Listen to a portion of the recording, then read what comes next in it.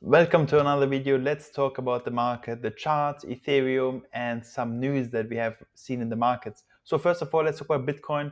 Bitcoin is still forming nothing interesting. It's just trading sideways in this fairly boring pattern. In the last hour, in the last 4 hour candle, we've actually seen a dump, and this might be because Jerome Powell has actually not changed the interest rates, and this is fairly bearish for Bitcoin because if the interest rates are lower, then risk on assets like Bitcoin do perform well. So nothing interesting happening here. Hopefully, we'll get supported here by this crucial level at the current price at $116,000 and go higher.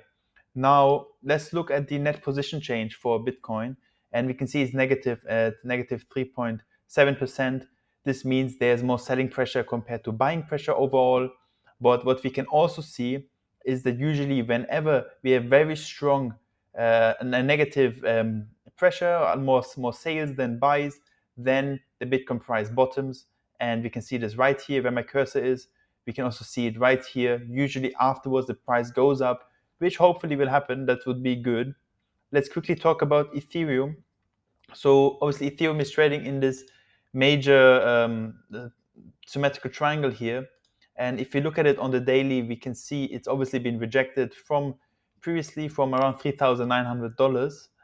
And yeah, of course, it's not good for altcoins. Hopefully, it doesn't go too low. If we draw the Fibonacci extension lines, we can see that right here, we're almost at the, I think it's a 60% line here at zero, the crucial level. And hopefully, we can bounce from here and go higher. Let's see what happens in the coming days. Altcoins are not really performing that well at the moment. Next, let's talk about MicroStrategy. So 2 days ago, they bought 21,021 Bitcoins. It's a nice number. Of course, they do it on purpose, but nice number. They've bought a good amount of Bitcoin.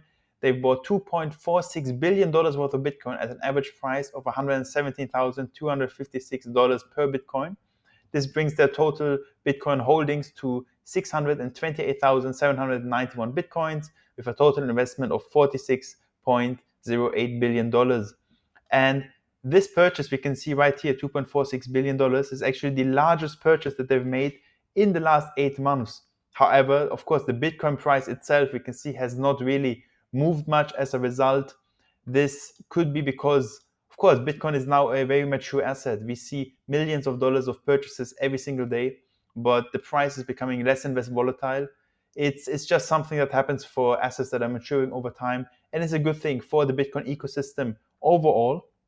On the other hand, Galaxy Digital has actually sold a lot of Bitcoin. They've sold 3,782 Bitcoins to, no, they've not sold it, but they've transferred it to various exchanges, which could indicate selling pressure in the future. And this equals to approximately $500 million. So MicroStrategy has bought $2.5 billion approximately, while Galaxy Digital has sold about $500 million. So yeah, of course, there's profit taking coming in here, but like I said, the Bitcoin price has not moved much. However, the news of them selling, the emotional news of them selling, might cause some volatility in the markets. It's overall, though, a good sign, as we might say, why is the price not surging if there's so much buying? Eventually, the price will go up. It's just a supply and demand game. We are seeing a lot of demand and supply being cut short. Eventually, the price will follow, of course. Now, quickly here, another interesting news for ETFs is that the SEC approved in-kind creations and redemptions for crypto products. So basically, what this means, beforehand, instead of an issue of an ETF having to, if I buy one share of a Bitcoin ETF, instead of having to actually buy a Bitcoin as a result, if I sell one Bitcoin ETF and someone else buys one Bitcoin ETF, they can just internally swap these transactions. And all I'm trying to say is that the ecosystem is being simplified, and it's going to make transactions cheaper. It's just good for the whole system as a whole, and a good step forward.